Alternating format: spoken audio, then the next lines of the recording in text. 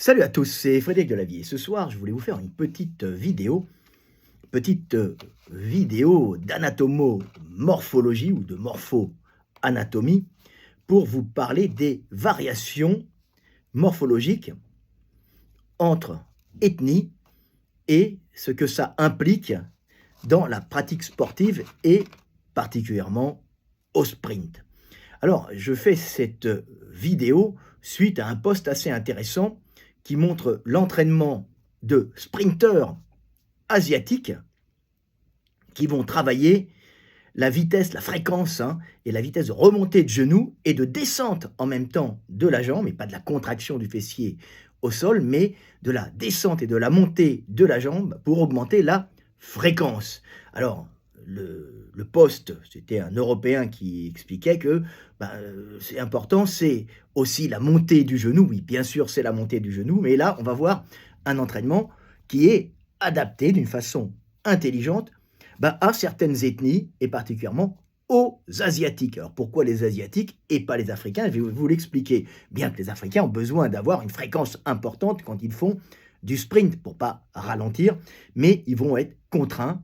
par des facteurs anatomiques, morphologiques, qui vont faire que un excès de fréquence peut être nuisible à leur performance. Et c'est intéressant de comprendre pourquoi et que chacun court avec ses armes. Alors là, on a un très bon poste qui a été envoyé avec un très bon entraînement et on voit un Asiatique. Alors je vais mettre le son parce que c'est sympa d'avoir le son. Alors on met le son parce qu'avec le son, c'est plus impressionnant. Alors regardez. Voilà.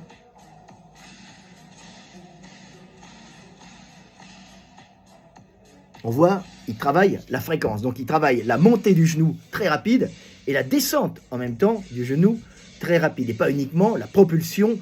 au sol quand la jambe, quand le pied vient au contact du sol pour propulser l'individu. Alors, pourquoi les Asiatiques travaillent principalement la fréquence? Parce que c'est là-dessus qu'ils peuvent jouer un maximum pour gagner des places dans les compétitions, dans toutes les compétitions et particulièrement les compétitions internationales, parce qu'ils ne pourront pas jouer comme les Africains sur le rebond et sur la mise en tension de leurs longs tendons, principalement les tendons des solaires, qui chez les Africains sont beaucoup plus longs que chez les Asiatiques et les Européens. Donc je vais vous montrer ça. Alors je vais vous montrer quelques dessins que j'ai faits, bien sûr, issus de ce merveilleux livre qui s'appelle L'éveil des consciences et que je vous recommande pour comprendre nos variations anatomiques, morphologiques en fonction des ethnies et en fonction surtout des adaptations au milieu. Alors là, je vous ai fait deux magnifiques mollets. Ici,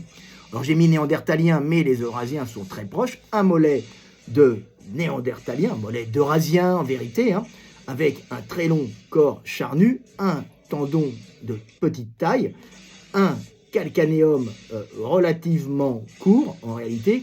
donc un mauvais levier qui est compensé par une grosse force musculaire pour la marche. En réalité, je vais vous l'expliquer, c'est pas pour être plus fort, c'est pour produire de la chaleur par les muscles qui vont être de gros producteurs de chaleur dans les milieux nordiques, dans les milieux froids. Et là, vous avez un Africain qui a un tendon extrêmement long, un jumeau beaucoup plus court, avec un solaire beaucoup plus court et un énorme tendon, ce qu'on appelle tendon d'Achille, le tendon du triceps sural, mais qui chez les Africains est extrêmement long et remplace en grande partie le corps charnu. Donc il a un petit muscle, ces mollets de coq comme on dit, qui ont un avantage énorme en climat chaud, c'est que la propulsion va être principalement assurée par la mise en tension, ici, de ce très long tendon, qui est beaucoup plus long que le tendon des Eurasiens. Déjà que leur tibia est plus long, en plus, proportionnellement plus long, mais en plus, vous avez le muscle, le tendon, le tibia est plus long, et le muscle plus court, et le tendon est beaucoup plus long. Donc, cette mise en tension va jouer comme un élastique quand il arrive au sol, et va accumuler de l'énergie dans la mise en tension des molécules, principalement molécules de collagène entremêlées avec de l'élastine, c'est tout un ensemble assez complexe, qui va restituer, cet étirement, qui va restituer cette énergie de la réception, dans ces tendons qui s'étirent comme des élastiques, pour repropulser l'individu d'une façon non musculaire. Alors le muscle joue aussi, mais c'est à la base, si ça permet d'augmenter la vitesse, mais il faut déjà prendre de la vitesse pour récupérer l'énergie, vous avez cet avantage, c'est que ça ne chauffe pas ou très peu, contrairement à un muscle en action, ce qui permet, en climat chaud, d'éviter la montée en chaleur et la surchauffe qui peut être fatale dans les climats chauds. Donc c'est tout un ensemble de thermorégulation pour les Africains, fait avec un long calcanéum, très long tendon, jumeaux et triceps sural courts, très peu charnu, très peu de muscles, mais quand même très puissant pour restituer l'énergie de la chute. Et chez les Européens, c'est beaucoup moins fonctionnel pour le déplacement, moins économique, mais il y a un énorme muscle pour produire le même travail, pour aller quasiment à la même vitesse, mais c'est beaucoup plus lourd. Et ce qui se passe, je vais éteindre le son quand même, ce qui se passe, c'est que ce gros muscle a comme avantage dans les montées au nord, quand nos ancêtres sont montés au nord, d'abord, pour les Européens, les Eurasiens, des Néandertaliens, il y a des Denisoviens, mais il y a des gros mollets aussi, ces adaptations ont permis des déplacements dans des milieux froids et de produire de la chaleur quand on se déplaçait en milieu, surtout hivernal, et particulièrement pendant les périodes glaciaires, ce qui permettait de réchauffer l'organisme quand on était en déplacement dans des milieux très froids. Alors il faut rajouter là-dessus qu'il y a en général une pompe plantaire, veineuse importante chez les Européens, et tout un système d'irrigation qui permet, quand on marche, de pomper, de réchauffer par les mitochondries des muscles. Un muscle produit de la chaleur. Il faut savoir que la contraction musculaire, globalement, c'est 70% d'énergie qui sont dissipées en chaleur et 30% qui sont utilisés pour le mouvement. Je ne parle pas des leviers, je parle de la contraction musculaire des fibres elles-mêmes. Mais ça produit beaucoup de chaleur et c'est un énorme avantage d'avoir des gros mollets en climat froid, même si on va perdre de la vitesse et même si on peut être un moins bon sprinter, puisqu'on aura des lestes de cheville, un peu comme Lemaître qui avait une très bonne configuration, très long, issu de buveurs de lait, de génération d'Européens, sûrement qui avaient l'enzyme lactase et qui étaient grands du Nord, sûrement. Mais malheureusement, ces gros mollets sont un handicap, même si Lemaître a une très bonne fréquence, un peu comme les Asiatiques, et des grandes jambes qui lui permettent de faire de grandes enjambées. Mais malheureusement, ces gros mollets ne sont pas efficaces. Alors, quand un Asiatique, comme cet Asiatique, va travailler la fréquence, c'est parce qu'il ne peut pas jouer sur l'élasticité tendineuse, ou bien moins qu'un Africain. Mais si un Africain voulait jouer sur la vitesse, sur la fréquence au sol, il faut qu'il y joue, bien sûr, mais il y a une barrière biologique qui fait que si il a une fréquence trop rapide, il ne pourra pas mettre en tension assez rapide, il ne pourra pas mettre en tension le triceps sural pour relancer la machine avec cet élastique extrêmement efficace. Donc c'est un jeu justement de modulation et de calcul. Il faut avoir là les enjambées, des grandes enjambées, comme les Africains, ils ont des grandes jambes, proportionnellement aux Eurasiens, à part les buveurs de lait allemands du Nord, de l'Europe ou des Balkans, qui, eux, ont grandi grâce aux facteurs de croissance du lait et en plus à la sélection que le lait a fait sur les individus qui avaient l'enzyme lactase pour digérer la lactose. Les autres, ils mouraient de diarrhée et de pneumonie, puisqu'ils étaient affaiblis par les diarrhées. Un virus ou un pathogène respiratoire arrivait, plus une diarrhée, votre système immunitaire n'est plus capable de survivre. Donc si vous n'avez pas l'enzyme lactase avec plus du lait, vous chiez partout, vous êtes dénutri et au lieu d'avoir juste une bronchite en hiver, vous crevez d'une pneumonie. Donc ça élimine beaucoup de gens. Donc l'enzyme lactase s'est conservée, il y a eu de la casse, mais après, les gens pouvaient avoir beaucoup plus de nourriture et grandir en taille, puisque ça évitait cette enzyme, avec l'apport du lait permanent des vaches en général, les peuples de la Baltique, les Allemands du Nord, les Hollandais, qui sont des grands peuples, ça évitait justement d'avoir des carences alimentaires à la mauvaise saison et d'avoir une sélection des individus petits plus résistants aux carences que les grands qui consomment beaucoup et qui ne sont à ce moment-là pas éliminés. Donc des grands peuples parce qu'il y a une alimentation constante avec protéines, calcium dans le lait, qui permet de grandir, facteur de croissance, et surtout pas de période de disette qui élimine directement les individus grands, donc ayant des gènes activant la croissance osseuse, donc ce qu'on appelle les gènes architectes qui forment votre squelette et un peu votre morphologie. Je crois qu'ils appellent ça, je ne me souviens plus. Donc c'est intéressant de comprendre que un Eurasien ne peut pas courir comme un Africain, et un Africain ne peut pas jouer sur cette fréquence, parce que s'il va trop vite dans sa fréquence, il n'aura pas le temps d'étirer, ça demande d'étirer le tendon du triceps sural, le tendon d'Achille, AC, qui est beaucoup plus long que celui des Eurasiens, et particulièrement des Asiatiques, qui sont des montées sibériennes redescendues après, vers le nord, pour pouvoir, pendant les migrations humaines, sapiens, qui eux ont des gros mollets, qui produisent de la chaleur. Alors, ces Eurasiens ne peuvent jouer que sur la fréquence pour essayer de concurrencer les Africains, qui sont les maîtres du sprint, et les maîtres de la course de fond aussi, par cette même morphologie faite pour rebondir, même si la fréquence est un peu inférieure. Ils vont récupérer dans l'élasticité de leurs tendons de l'énergie qui va leur permettre de passer devant les Asiatiques. L'Asiatique démarre à fond la caisse, puisqu'il va avoir une fréquence très vite, mais il ne pourra pas jouer sur le rebond comme l'Africain subsaharien qui gagne en général. Alors, ce sont souvent des Jamaïcains ou des Afro-descendants américains qui ont bien sûr tout le contexte socio-économique pour pouvoir s'épanouir dans la pratique du sprint, mais qui ont bien sûr des gènes d'Africains faits pour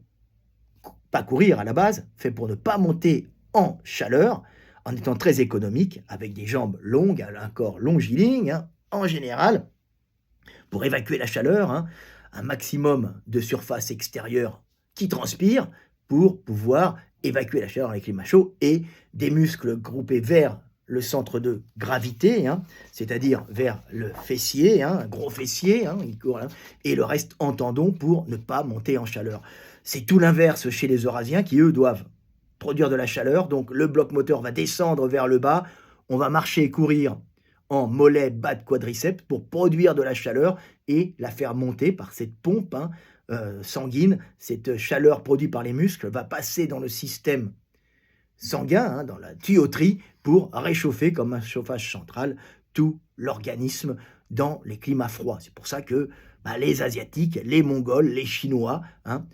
ont en général des gros mollets, des jambes relativement courtes, et bien sûr, ils ne peuvent travailler que sur la fréquence. Alors, ce qui est marrant, et je ne l'ai pas encore étudié, c'est que le système d'apprentissage neuromoteur a l'air plus efficace chez les Asiatiques que chez les Européens, car, je ne sais pas, je n'ai pas encore étudié, mais on s'aperçoit que ce système d'entraînement paraît plus efficace chez ces gens-là, capables de mieux maîtriser un apprentissage psychomoteur. Vous n'avez qu'à voir le cirque de Pékin, tous ces Asiatiques capables de répéter des actions apprises d'une façon extrêmement coordonnée, une très bonne coordination, comme si cette coordination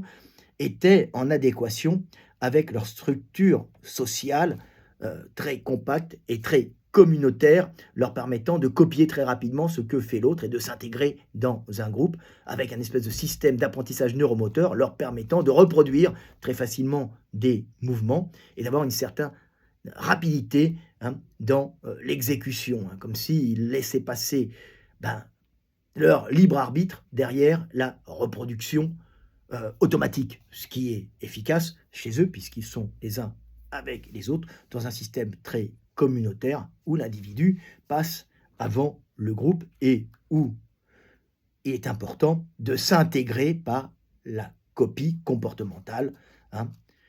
qui permet de mieux faire vivre la communauté. Mais bon, c'est qu'une hypothèse, mais ça doit jouer là-dessus puisqu'on voit que leur système neuromoteur est particulièrement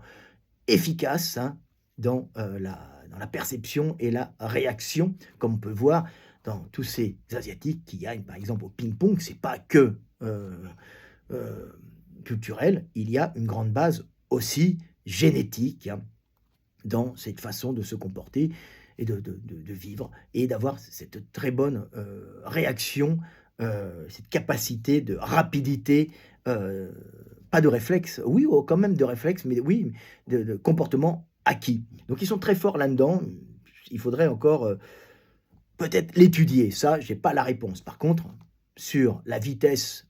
et la montée, la fréquence, elle est vraiment travaillée chez les Asiatiques parce que c'est leur seule façon de gagner. Et il faut savoir malheureusement que dans les concours de sprint, dans les courses, l'Asiatique, qui a une morphologie d'Eurasien, bien sûr, donc c'est-à-dire un bloc moteur vers le bas, hein, quand il prend maturité, il va se muscler au niveau de son moteur producteur de chaleur, qui est les mollets et le bas des cuisses. Ils ont en général le cul un peu plus plat que les Africains subsahariens, qui sont les maîtres du sprint et de la course de fond, par leur économie grâce aux tendons. Et le problème, c'est qu'ils prennent de la maturité, les Asiatiques, particulièrement les Chinois du Nord, qui sont extrêmement forts en sprint. Il y a même des Japonais qui sont très forts en sprint. On les voit briller chez les juniors. Malheureusement, quand ils passent en seniors, ils prennent trop de masse dans leur bloc moteur étant en extrémité de membres, ça fait comme des lestes de cheville, et c'est pas top pour courir. Alors qu'un Africain subsaharien, par son adaptation à la chaleur qui lui permet de courir plus vite, va prendre en maturité du muscle, du bloc moteur, plutôt dans les fessiers, un peu dans les quadriceps, mais vers le haut, ce qui est plus proche du centre de gravité, et va avoir un gain positif, justement, dans cette maturité, en courant de plus en plus vite jusqu'à un certain âge, puisque le bloc moteur ne va pas gêner les déplacements comme ceux des Asiatiques et des Eurasiens qui prennent de la masse musculaire dans le bas des membres, qui était à la base pour produire de la chaleur, comme pour les Néandertaliens. Donc, c'est pour ça qu'on voit les Asiatiques performer chez les juniors, avoir les records chez les juniors, et après ils disparaissent des plateaux, des compétitions, on ne les voit plus trop en seniors, tout simplement parce que la maturité d'un Asiatique lui fait prendre trop de poids dans les extrémités et ne lui permet pas d'augmenter ses gains, même s'il travaille à fond la fréquence. Mais ils sont intelligents, ils travaillent la fréquence parce qu'ils ont compris que c'était là-dessus qu'ils devaient gagner, alors que l'Africain, si vous voulez travailler la fréquence, c'est bien jusqu'à un certain moment, mais le problème, c'est qu'en remontant trop vite la jambe et en ne laissant pas le pied assez longtemps au sol, il n'étirera pas assez longtemps son tendon du solaire. Et donc, ça va poser un problème et il ne pourra pas utiliser à 100% son élasticité tendineuse. Donc, on voit deux types d'ethnies adaptées à deux milieux différents qui ne pratiquent pas les mêmes entraînements parce que un entraînement pour un Asiatique n'est pas fait pour un Africain et l'inverse, puisque l'un va jouer avec les tendons et l'autre avec la fréquence. Donc,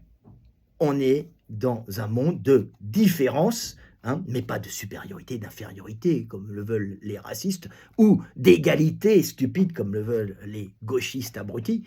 dans un monde de différence qui fait la merveilleuse humanité dans toute sa diversité. Voilà, c'était Fred Delavier. Alors n'hésitez pas, prenez mon bouquin, on en apprend tous les jours grâce à Instagram. N'oubliez pas que les réseaux sociaux,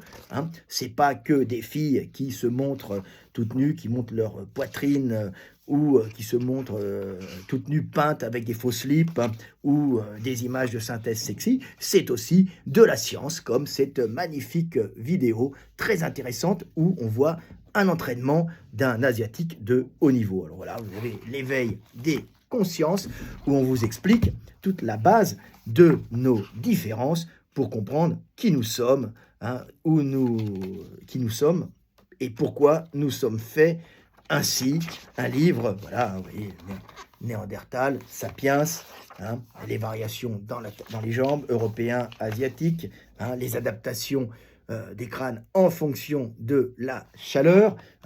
et c'est pas du tout un truc qui est archaïque, c'est absolument au top, les différences de fessiers, asiatiques, européens, africains, adaptés à la chaleur, évolution du bassin humain, on a tout un ensemble, bassin d'Africains, bassin d'Européens pour montrer les variations du sacrum, puisqu'il y a beaucoup de choses que les gens ne connaissent pas, la taille des psoas, vous avez tout dedans, puisque le psoas, c'est l'équivalent, c'est l'antagonisme du fessier, le fessier va propulser et le psoas va remonter la jambe à fond la caisse. C'est pour ça que les Africains ont des gros psoas, parce qu'ils ont des gros fessiers aussi, et que l'Asiatique a un petit fessier et un petit psoas, mais il a des gros quadriceps et des gros mollets, parce que ça, son déplacement n'est pas fait pareil, il est fait pour produire de la chaleur, et l'autre pour pas en produire, c'est pas pour courir là-bas, voilà, et vous avez des variations longilignes, brevilignes en fonction des climats, néandertalien, sapiens, pour montrer une adaptation au nord et au sud dans la façon de marcher, c'est toujours intéressant. Et vous avez asiatique, européen, pour montrer où sont les blocs moteurs et comment ça sert. Et c'est très intéressant pour le comprendre au sprint, pourquoi les types y gagnent ou pas. Voilà. Donc voilà, petite vidéo du soir espoir pour vous parler d'anatomomorphologie et pour que vous compreniez que nos entraîneurs actuels ne sont pas du tout cons et que ces Asiatiques qui travaillent la fréquence ont bien compris comment travailler en fonction de son anatomie, de sa morpho-anatomie, et que les Africains aussi, il y a des chaînes que je vois là faites par un Africain, un afrodescendant bien sûr, super intéressante, qui est un de mes fans et qui reprend justement avec passion toutes les variations morphologiques et anatomiques en fonction des climats pour ouvrir l'esprit aux gens et pour leur faire comprendre que leurs différences ne sont pas des supériorités et des infériorités, mais juste des merveilleuses adaptations qui ont permis à des peuples, à des ethnies, de survivre dans des milieux totalement différents. C'était Fred Delavier, je vous aime et paix sur terre, mes frères et sœurs.